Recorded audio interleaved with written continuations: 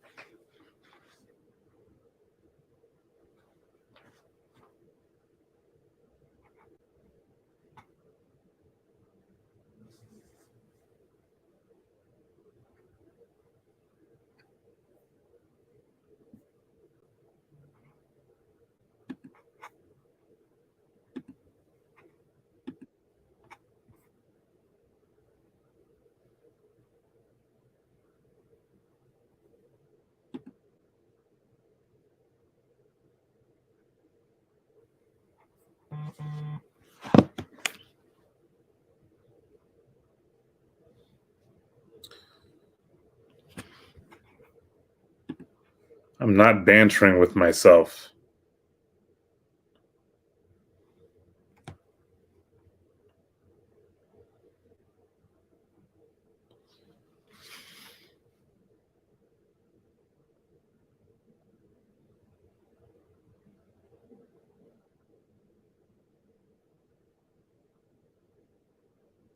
Just not with there's nobody here. Nobody's gonna be watching me banter with myself right now.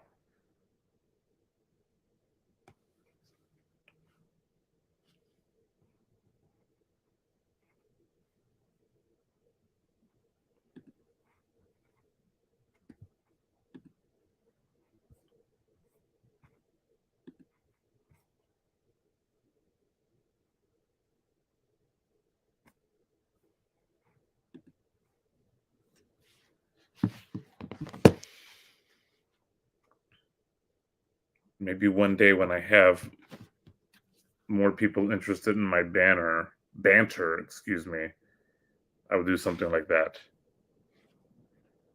I don't believe I'm at that point just yet.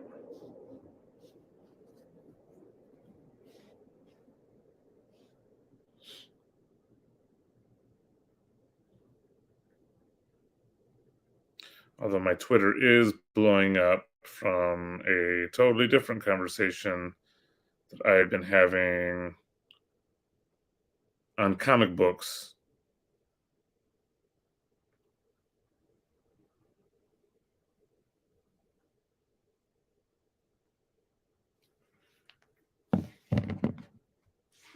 I will say this is kind of a cool feature, though,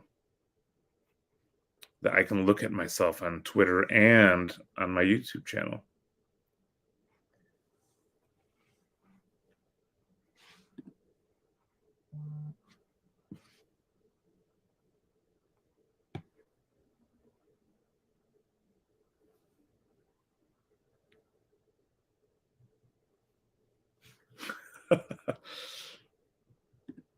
Why don't you just make yourself presentable, get on this, and you can ask me about James Gunn and Saint Bagu.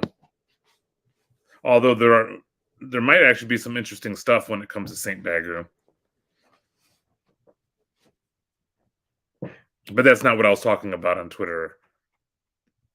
On Twitter, I was talking about, or somebody was asking me about crowdfunding and the merits of it in the comic book world, because a lot of comic book creators are doing crowdfunding.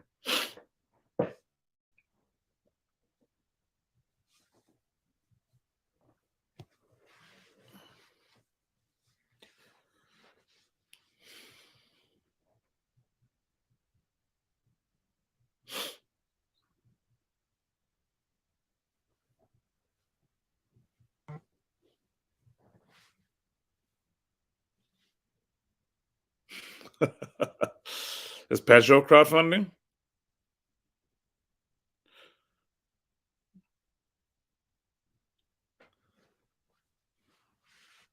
Although now I am trying to keep track of three different things: the chat that nobody's really in, seeing if anybody joins this channel, and now you text messaging me instead of jumping on or jumping into the chats.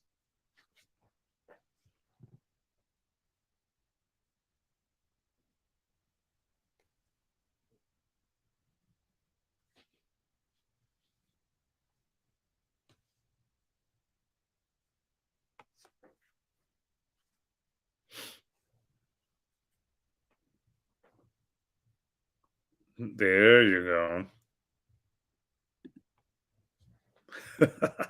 I can show your message.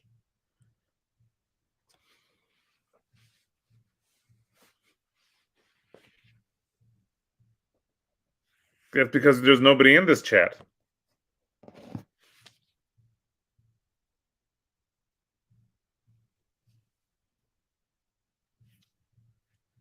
It's just you right now.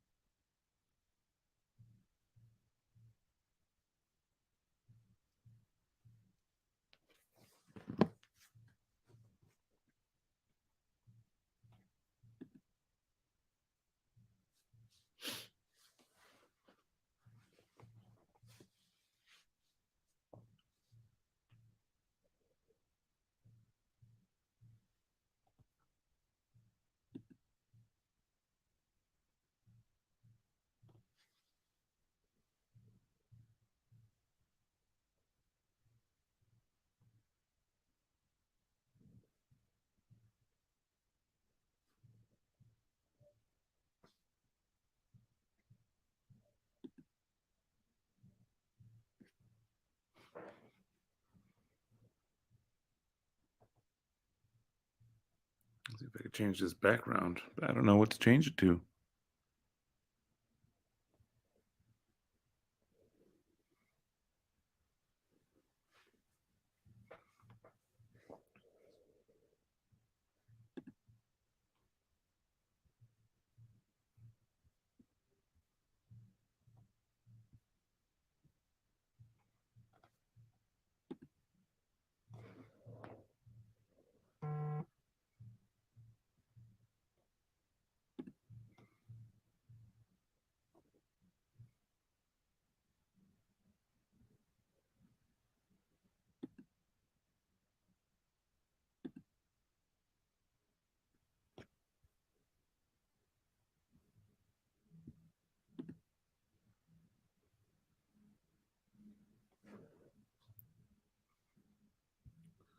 Let's see here.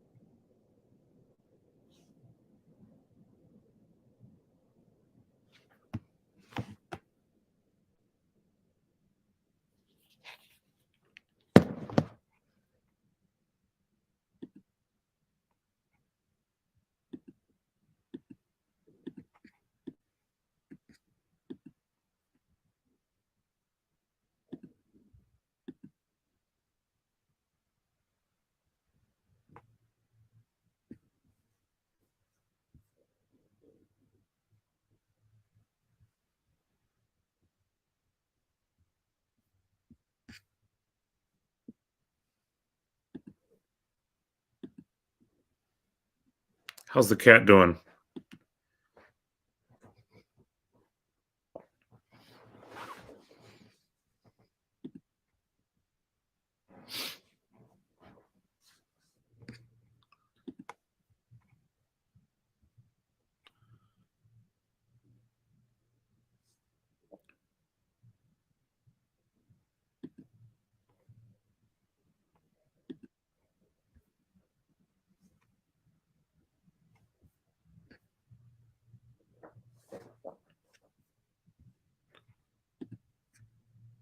And who is Hero LFG?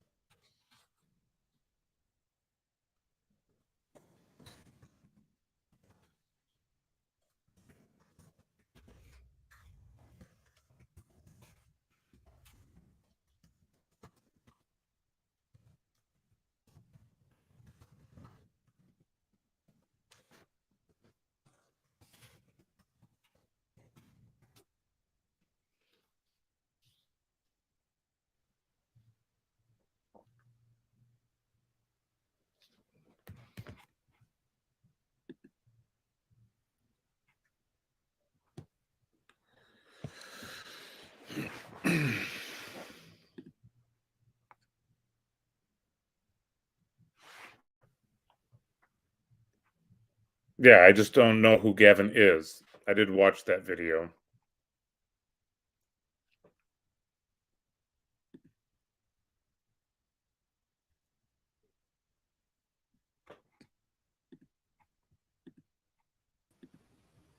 There you are. Hey, are you on Fadarecci's channel, or do you just have his background? Hey, I got Fadarecci's channel. Got that echo. Yeah, I got that echo. I wonder if that is. Oh, here comes trouble.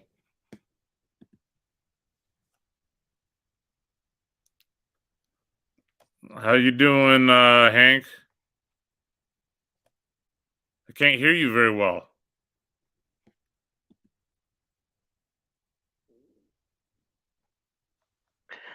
I just stopped to say hello. Oh, how are Yeah. you? I went open Twitter and it said Mo is having a chat. So I said I drop by and say hello, and then I'm gonna go. I gotta work with Nate, but hello, and we miss you. All right, I appreciate that, Hank. All right, talk to you later. Yep. Am I still echoing? Nope. Oh, good. Man, that was a nightmare. With that echo, was that you or was that me? I don't know. I kind of feel like it was you, but I don't know. I don't know either. Hank came and he fixed it. That's usually what Hank does. So you watched the Gavin video. What did you think about that? And his defense of Satanism. So there's the principle of not preemptively excluding a hypothetical Satanist with all prejudice or something. Yeah, so there's a few things. There's probably 3 different categories that would need to be addressed in what Gavin said there. One, the first is that we're not gatekeepers for any sort of community. Like, there's a difference between this organization that's being developed and the community of this little corner. I cannot police this little corner and, decide who's in or out. That's way beyond me. This is one organization coming out of this little corner to support this little corner. So, are Satanists welcome in this little corner? That has nothing to do with me. I'm not there. So that's one aspect. So you're saying if you saw a Satanist wander into this little corner and get beat up, you'd have like no responsibility whatsoever to intervene. You're just a total neutral bystander. Is that what getting beat up online? Like, are we talking metaphorically or physically being beaten up?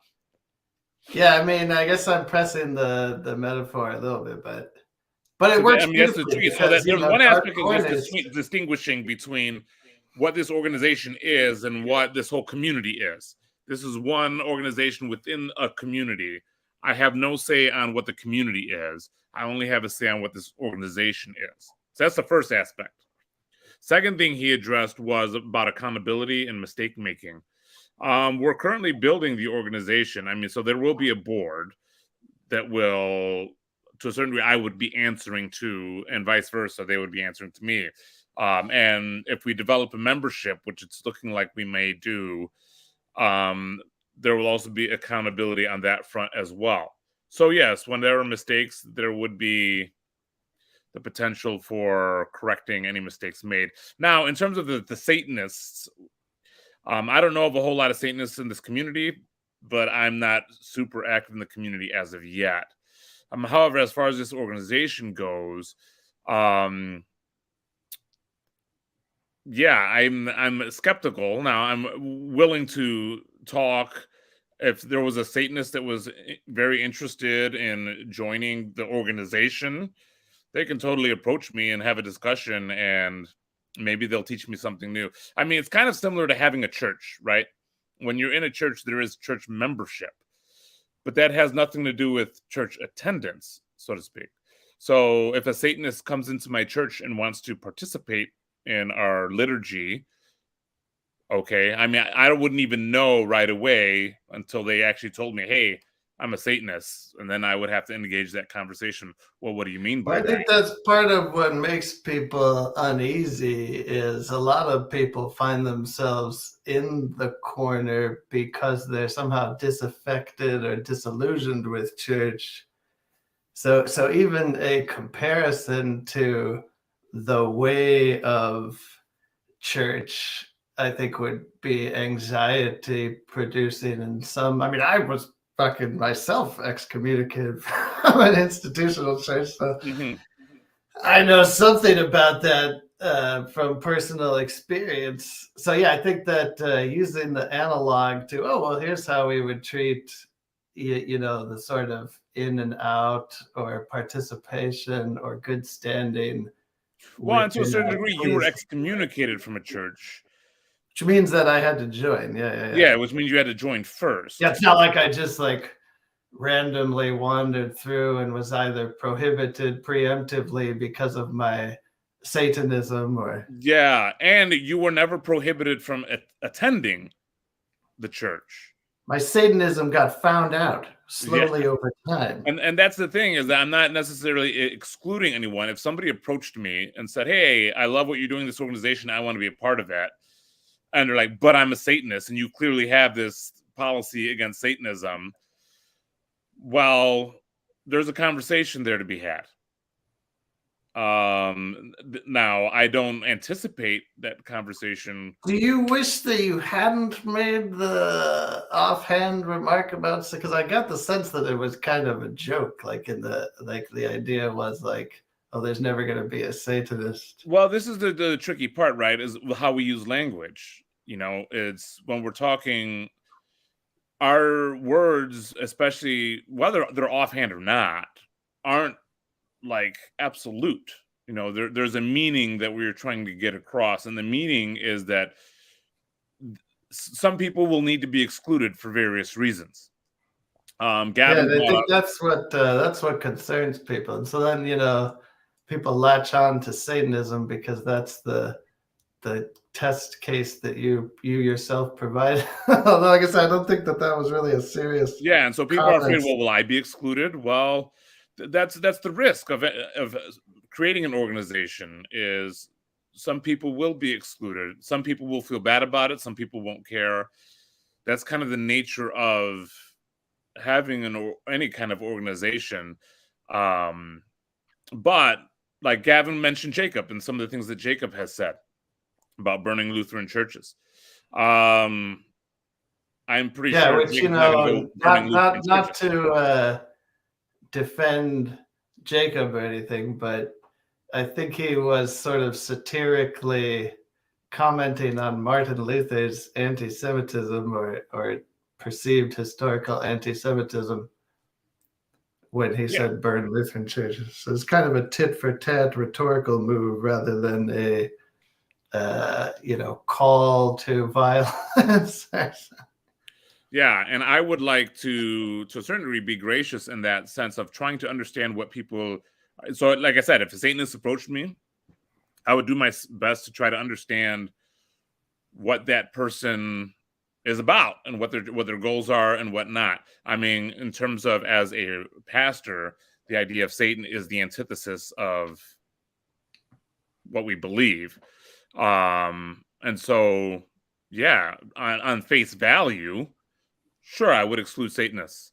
Now, if somebody happens to identify as a Satanist and wants to explain, But is that it to me in fair a to way that say, I don't- Mo, that so your knee-jerk reaction, having never had any interaction with the Satanists, but nevertheless being a CRC Christian pastor, would be to reflexively exclude them? But is it Now, fair to say that it's I have, not your however, decision that's an to? assumption that I've never had any contact with Satanists before. I have had encounters with Satanists before, in various times, with different contexts and whatnot.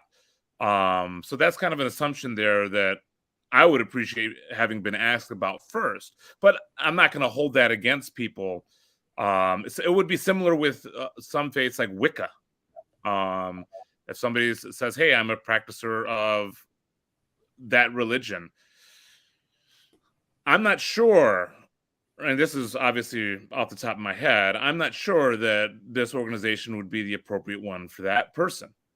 Now, does that mean they're not going to be involved in what we do? Well, that's up to them. They can choose to be involved or not. Like they can choose not to come to my church or to attend it. I don't know why they would, but they're free to do so. Now, when it comes to being an actual member in the organization, if they really want to insist upon that, while being, well, then we have to have a conversation and we have to figure out, okay, what does that mean? Why is there? What are the pros and the cons? Because it's been tricky even so far trying to be inclusive, for figuring out ways to be inclusive of all the people from these theistic religions that would be more similar or have similar foundations than a Satanist or a Wiccan. Does that make sense? Yes. Yeah, I do think that part of what people appreciate and maybe want to foster in the corner, the mythological corner, is maybe they wouldn't use this word, but pluralism, like a certain view of pluralism, the idea that anyone can come in good faith and participate in robust, meaningful discussions surrounding what for many people are religious philosophical themes. But some people, naturalists, for example, might be so antagonistic towards or institutional religion or ideological development of religions or sociocultural practices of religions that they wouldn't even identify at all with and would chafe, at the suggestion that it's even similar, if anything, in their own thought or practice is similar in kind to religion. And that's a more common category, maybe not so much. Well, and the thing is that it's also similar in the other way around. Like there are certain people that I've talked to that are Christian. They're like, well, I'm not sure that I can be a part of an organization that isn't only that's pluralistic. Similar for a few people who practice Judaism.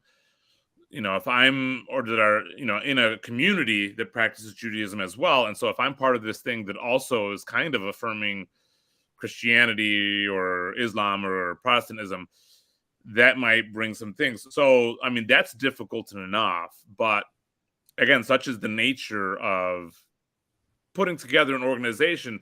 But again, there's a big difference between the organization and what it's doing, and then being able to participate in the conversations. So anybody from any background is going to come and participate in the conversations. Well, here's a incredibly non-controversial analog. What about like I thought I heard somewhere that Turkey wanted to block, I think it was Norway, from joining NATO because of depictions of the Prophet Muhammad. So that's an interesting analog because NATO, of course, is a geopolitical security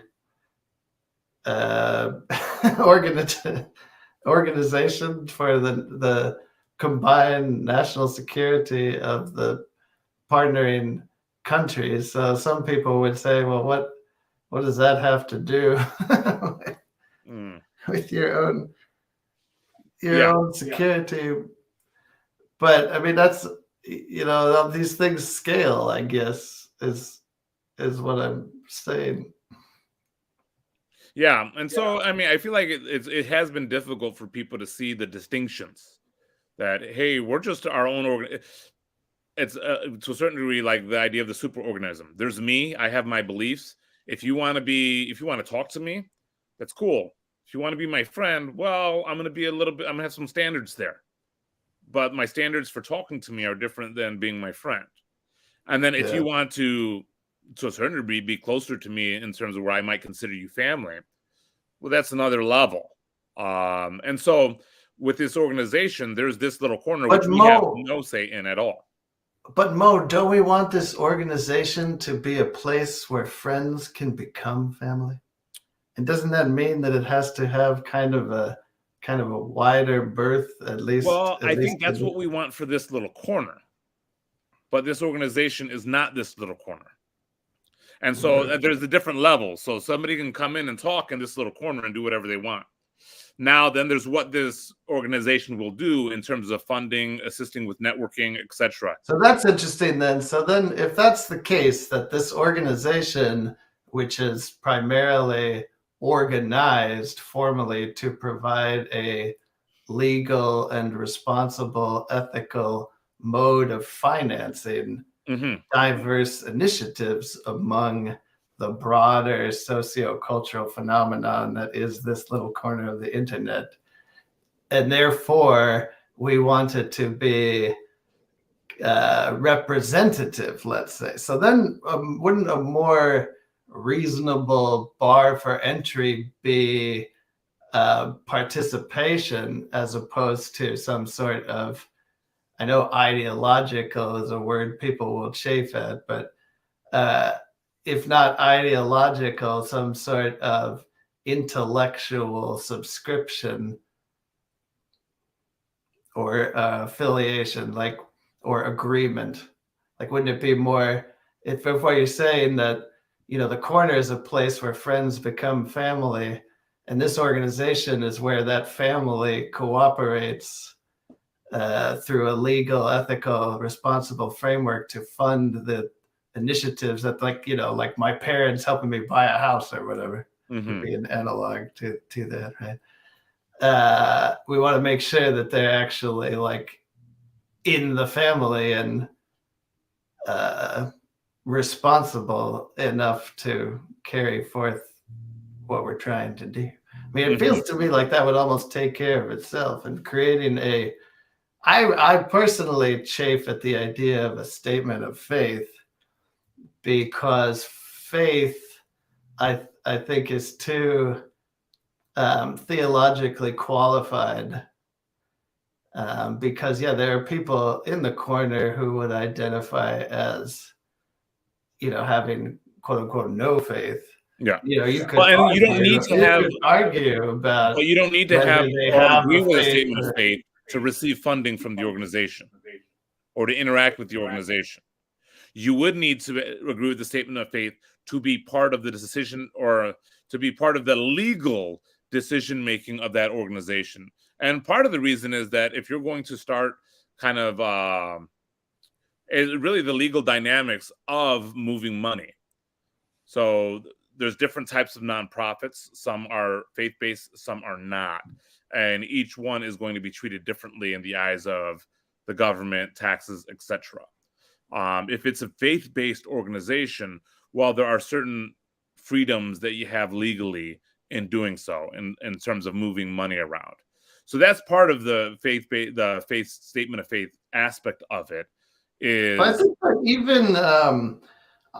even if central to your purpose is interfaith dialogue, I would think that alone would be sufficient to be a quote unquote faith-based. So you would still need a statement of faith, just a statement of faith stating the nature of the interfaith dialogue. Does that make sense?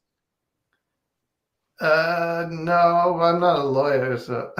Well, it's one of those things where, let's say our statement of faith is that yes, we are trying to, or that there is value in interfaith. So you're saying that it has to be cast for legal reasons as a religious organization in order to qualify for the tax benefits that you desire. Well, it's not just about tax benefits. It's also about the avoidance of lawsuits, avoidance of government meddling. Let's say a government entity doesn't like the nature of what was said at a conference that is funded by this organization.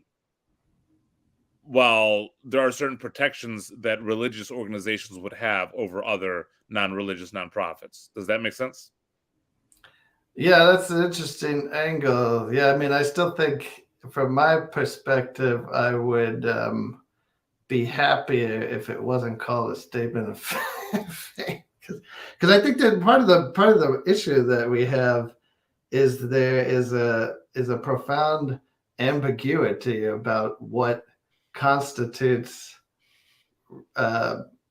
religious belief? Like, what makes something religious? So people kind of intuitively understand what religion is, but in the same sense in which they understand what pornography is. It's like, well, I'll know it when I see it, kind of a thing. Yeah. And so, but I do think that deeper ambiguity about what makes something religious creates a lot of anxiety and needlessly perpetuates sort of strife among peoples that could otherwise cooperate and which is why we're not trying to be an organization over this little corner, because we wouldn't want to do that to that community.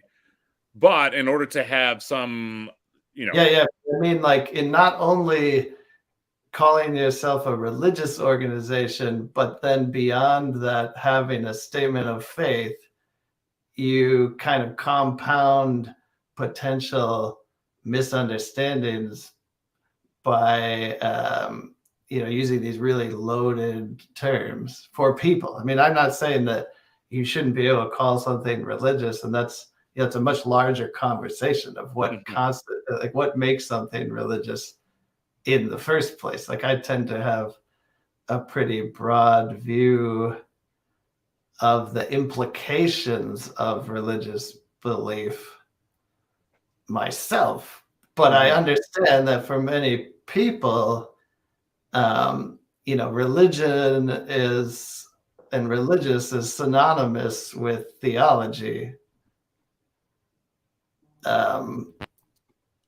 And so it sounds like, and so that's where you lead to the questions like of Chad, for example, when he instinctively asks really early on, was there a theological test?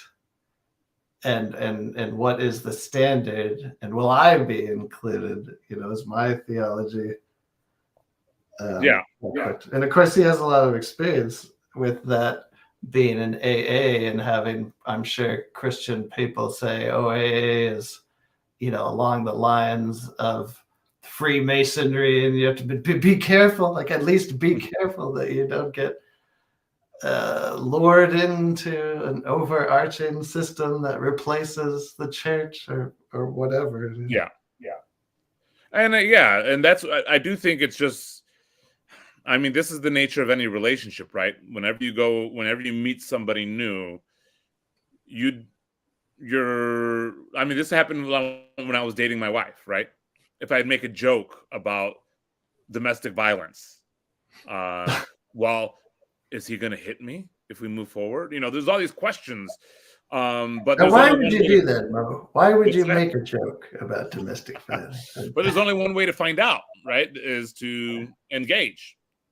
And so, I mean, Chad, for example, he had a bunch of questions. We did talk.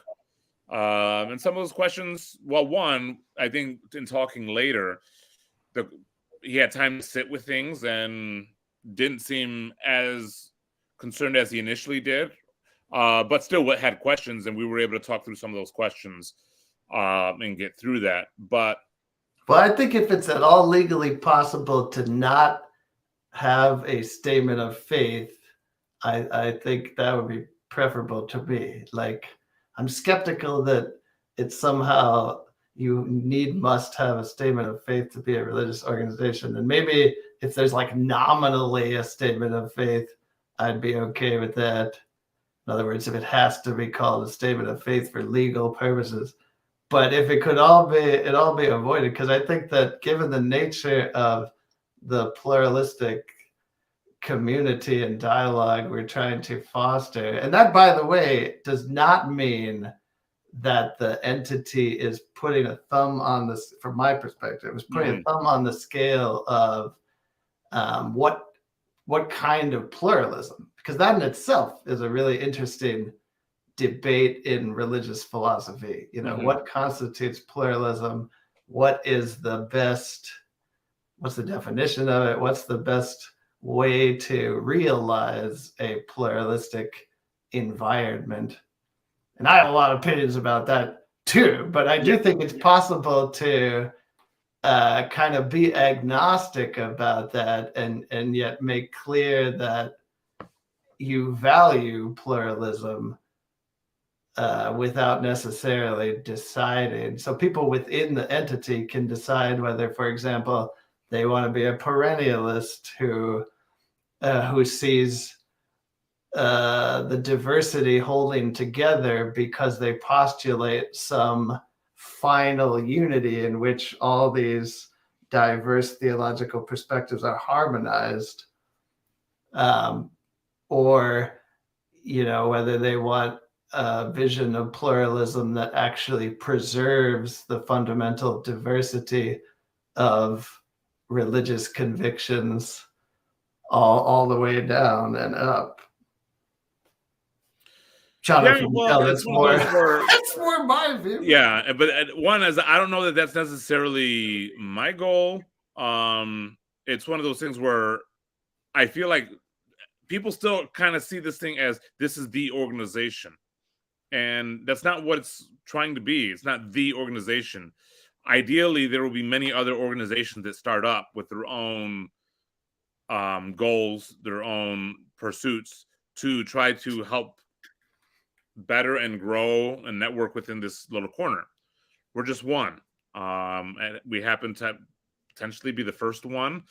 We'll see, because we're not even incorporated yet. Maybe somebody might beat us to the punch.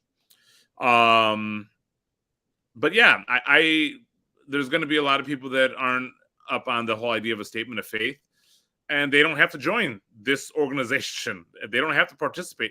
They can still participate. Well, I think that's part of the thing that is sort of absurd about this whole thing, is that, because I think people could be forgiven for seeing, a statement like you just made as kind of defensive, but then it's like also ridiculous because, you're not far enough along to be able to clearly articulate what the founding principles that govern this thing even are. So you're in a kind of unenviable catch-22 where you have to defend the principle of establishing a broad organization for this little corner that nevertheless has some sort of criterion by which people prove good faith in order to participate, but you don't actually have to present to people what that criterion is or what the founding principles are. And so you're in this awkward place of trying to kind of get the sense of how people feel and what they might be comfortable with, while also defending the nebulous principle of establishing an organization in the first place. It's kind of like a catch-22. And that's one of the tricky aspects. But then people can't tell you what they think about it until they know what the fuck it is. Yeah. And it's one of the thing is, I think people can, talking with Chad for a bit, it's like, well, what do you think? What would you like to see? And a lot of the stuff that he said he'd like to see are things that we are actually planning to try to do and assist with. So I'm like, okay, that's great. That's confirming that our goal is something that will be appreciated, so to speak. But it's one of those where, like, creating an organization, putting together a board of directors, this is not a simple thing. It's complex, coming up with bylaws, where you're going to incorporate, foreseeing risks to the organization later on down the line, potential lawsuits. Is it going to be Delaware? What's is that? It going to be Delaware, Mo? No, it's not going to be Delaware. We're considering San Antonio. San Antonio. But it gets complicated, and so there's a lot of people like, I want it to be this and this and this and that, and it's like, well, if you want that, I mean, you can join me in the conversation and see how we can, accommodate that, or go start your own thing. But we have a bunch of people that are kind of interested in moving forward, and that actually developed in an interesting way. I shared this with Chad, is that when Jacob first mentioned it to me, I thought, oh, it's basically a funding mechanism. That's easy to do. There's a few people that we have in mind to join the board. That should be easy to put together. But then as I started talking to different individuals, I started to realize, no, this is actually something a bit more important to people, and figuring out where they want. Part of that is that, even before that, well, actually, like, this idea probably arose out of the growing pains in the people who were most involved and the need to actually formalize certain activities they were already doing. And I think part of that was exemplified in the controversy surrounding the totally successful and I think non-controversial Bridges of Meaning Festival in Germany. But there were perceptions about how it was run, which, without going into that or dignifying those paranoid suspicions and recriminations, I think that the concerns that people had were indicative of the apparent need to formalize certain activities that people were already doing. So to as make clear how to handle the sort of public coming out or stepping out on the larger public stage of this group of people in a more concerted, deliberate way. So there's a need for formalization. So because of that, people are really anxious about formalizing it in a way that is representative of all the things that they love and hold dear and want to preserve and promote in the informal relational things that they're already doing. And so yeah, I think there is the sense in which people are putting a lot, maybe too much weight on a formal entity, wanting it to sort of be the codification or ultimate expression in precise language of everything this thing is and what it's trying to do. And I think that makes sense, and that, to some extent, that's a good goal to have. But as long as, like you said, people don't see it as the be all end all, because it can't be, really, because it's too diverse a phenomena to express in one 501c3 organization. Yeah. And the goal would be, hopefully, especially for people, let's say hypothetically, I don't know Gavin at all, so I'm just using him as a hypothetical, but let's say he's the Matthew McConaughey of this little corner. I think I've heard you mention him that way before. But let's say me and him never see eye to eye on this, but we still talk enough where he's like, hey, this is something that I could do. And so, I don't think I could join yours, but I like this idea. And so I'm going to basically pick your brain about all the steps that need to go through in order to put this together. And I'm going to put together my own.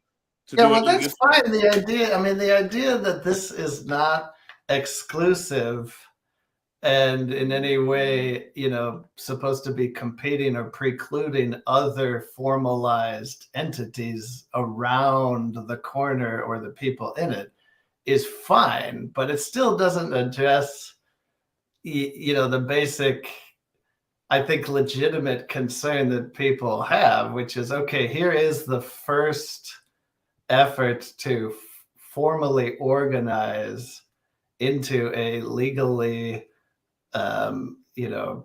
tangible entity, this little corner of the internet. Is it going to reflect the values that I think are most important and characterize this thing that I love and care about so much?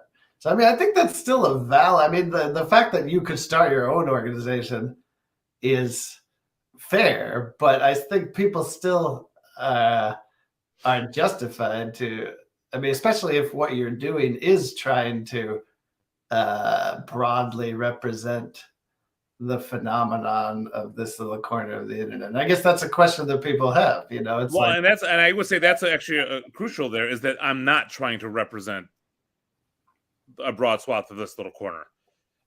There's a difference between supporting and okay, so you're not trying to represent it in terms of duplicating it in some formal infrastructure, fair enough, but you are trying to represent it in terms of and I think in terms of an entity that captures its values, or if it doesn't capture them, is at least consistent with them. Fair? I don't know. I would say I'm trying to start an entity that captures the values of those that will be involved in it and that will support this little corner. Does that make sense? And so it's like if I were to say, you know what, I'm going to start giving money to people in this little corner. I'm not going to go. I can decide what I want to do with that, but it's one of those. I'm not trying to control what's happening. I'm just saying, hey, I have my own beliefs. That's fine. But I'm going to see what I can do to network with people who have different beliefs than me. I'm not trying to represent those people. Well, so I think one thing that people want to know, Mo, is like you as the executive director, are you in any way casting or articulating a vision for this entity, or are you just a kind of bureaucrat who is putting in the time to ensure that the infrastructure is all legal and that the people are able to connect in order to actually, I shouldn't say bureaucrat, because it's not that big, right? Administrator. Like, are you an administrator, or are you also to some extent like the conscience and communicator of a shared vision? So I think as of right now, to start with, I'm starting as more of an administrator because I feel like there's still, and that's the other aspect of it, is that there's no way I can be I can represent, because I'm still relatively ignorant of a lot of the perspectives and whatnot. There's still a lot that I have to learn. So you're not trying to be a charismatic founder who is casting charismatic, but who's casting a super compelling. So you're not trying to found the organization so much as facilitate it. So as of right now, I'm trying to facilitate, but part of it, or let's say, because you could argue that Jacob is the founder, at least in a spiritual sense. Yes, because it was his fucking idea, and he yes. recruited you to. So now I'm facilitating the founding, because even Jacob doesn't really want to do it. He's got an idea that he wants to see done, but he, at least from what I get from him, is that he doesn't trust himself to do it. As well, he says things like burn down the Lutheran churches. And he doesn't want that to a certain degree infect it. So as of right now, I am just kind of an administrator of this founding, so to speak. And then kind of we'll see where it goes. Yeah, I think that is a lot of the confusion, is that people are looking, because like I said, there was already, and part of the reason this thing is even happening at all is because there was a felt need for a formal and indeed legal infrastructure to facilitate things that people want to do in terms of funding them in a legal, ethical, and responsible way, but also just in terms of broader organizational principles. And so, yeah, I think that because that was a much larger problem, like what is BOM?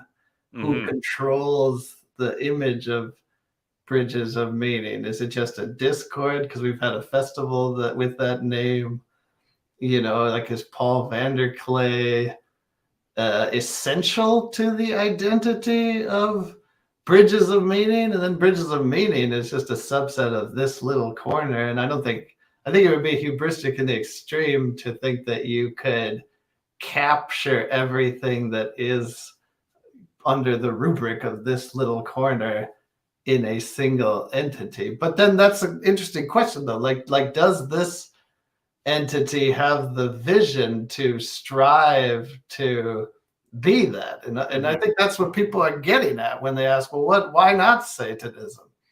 In other words, like, is this entity trying to avail itself to the community at large, or is it more, maybe with with the need of naming names but not trying to be overly specific, BOM, or the like latently theistic part of this little corner?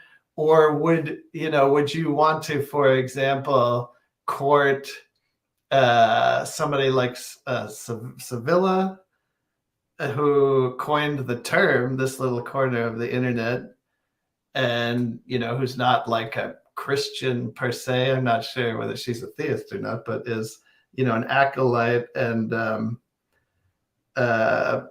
promulgator of Perzig and her quality existence stuff. So I mean, it's like, would she be the type of person that you would want involved, or would you want her involvement only if she brings large bags of money, or like those are the large bags of money goes a long way.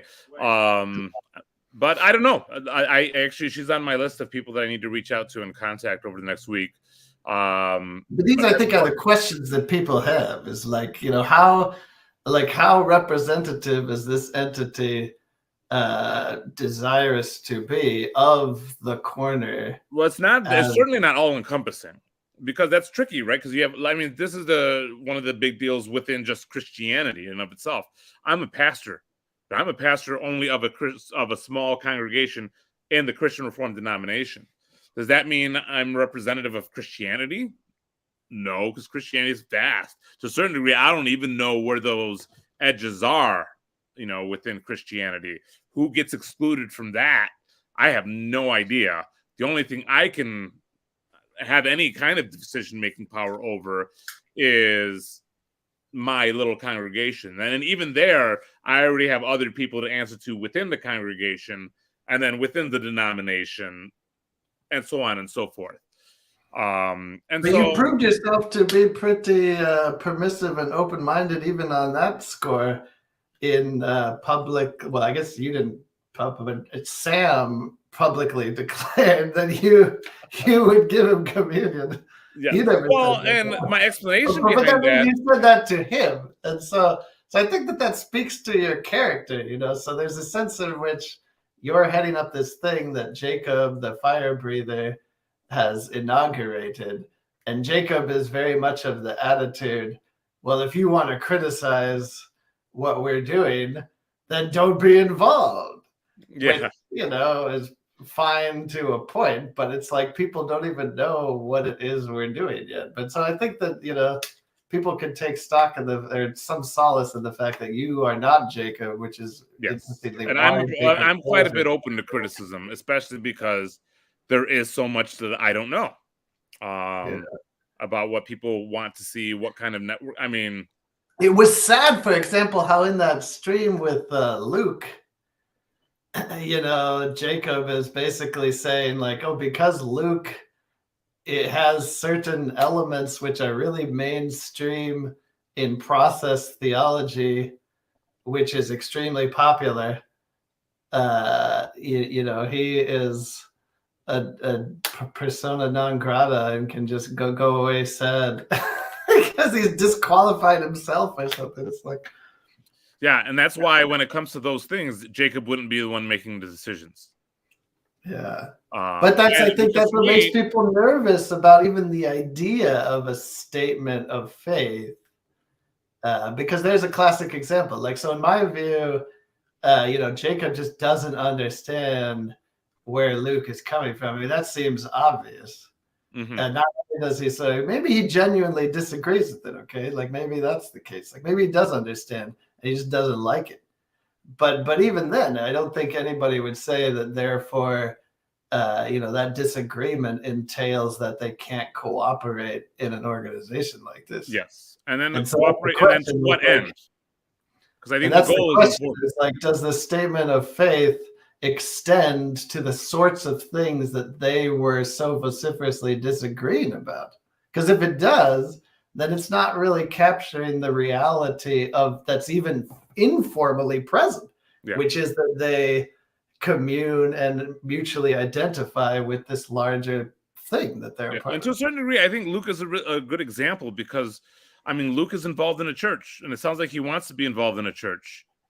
So how would Luke articulate what he's going for? Like what his goals are. What are his goals in this little corner? And I think that would be helpful to know. because it's like, okay, it's easy to say, well, I wouldn't say it like that. Okay, well, how would you say it? Because I really want to know, and I really want to see if we can find a place of agreement there. But if it's only, well, just keep saying things until I agree. It's like, no, I want you to say some things, and maybe we can do this dance and figure something out. But yeah, no, I was finding what Jacob was contributing. I mean, not Jacob. I mean, I do find what Jacob contributes to be helpful, but I was also finding what Luke was communicating to be very helpful as well, because you don't want to just rush into these things. And that's why I'm trying to take my time a little bit more and talking with some of these people, and even trying to set up these formats. I know now this is just my first time. There's going to be a learning curve. Are you on Jacob's channel? I am on Jacob's channel. I don't even know what that means. So Jacob has given me, he set up a StreamYard thing. He's given me access to it as an admin. Yeah. I know you're using, so you're using his StreamYard, you're saying? Yes. And so this is being sent to my YouTube channel and my Twitter, but using his StreamYard account. Okay. Which apparently I think this is what Paul uses too. Sometimes StreamYard, he has used it, but he used to do his kind of proprietary setup with Rick, but he's been using StreamYard because he can run it himself. Yeah, I mean, you're not on Jacob's channel, you're just on your channel. Yes. Okay. Yeah, which is probably why we're the only ones who are here. Well, and I don't know what the best mode to do it is, because eventually we're trying to move this away from Jacob. And so that involves me kind of growing my presence a bit more. So, like, I'm probably going to be trying to do this around 10 a.m. on most days. And so I just need to, like, I commented on Gavin's video with the link and saying, hey, if you want to chat, you can contact me here.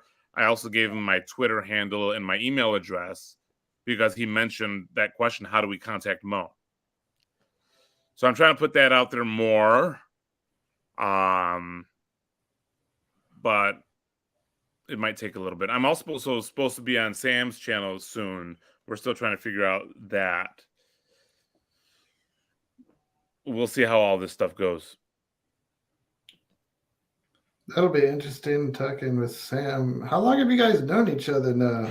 So I initially met Sam in 2019 when he started the Bridges of Meaning Chicagoland chapter. I went to the first one. And then obviously we got to know each other slowly through that. But I actually have to sign off. I have a lunch meeting I got to get over to. What? I was just going to promote you. Oh, well, you can promote. I'm going to do this again tomorrow at 10 a.m. So if you want to promote that, that'll be helpful. Should I start announcing that like right away?